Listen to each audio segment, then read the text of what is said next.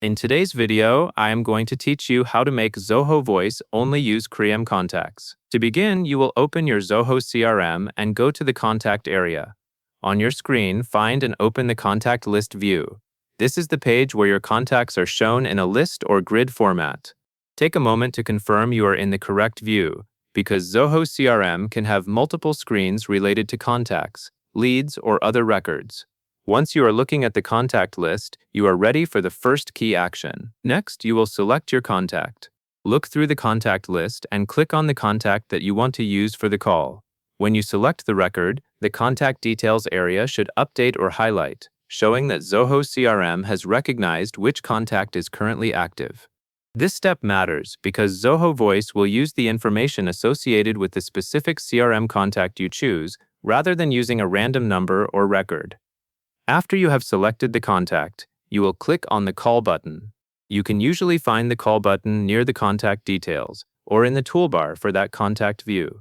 Spend a second to locate it before you press it, so you do not accidentally click another option.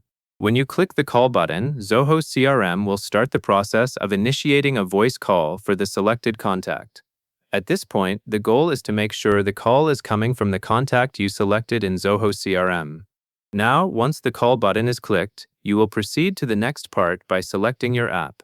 After the call action begins, Zoho will prompt you to open the call using a connected application. In other words, you will see an option to select the app that will handle the call experience. On your screen, look for the app selection prompt and choose the app that is listed as the one for Zoho Voice. Then confirm or open it, depending on what your interface shows. Finally, the call interface should open, and your call should be ready to use. This is the point where you can follow the call flow in the app you selected. The important idea here is that Zoho Voice is being used in a way that starts from your Zoho CRM contact, meaning you are working with CRM contacts rather than other sources. If everything is set up correctly, the call will be tied to the contact record you selected earlier.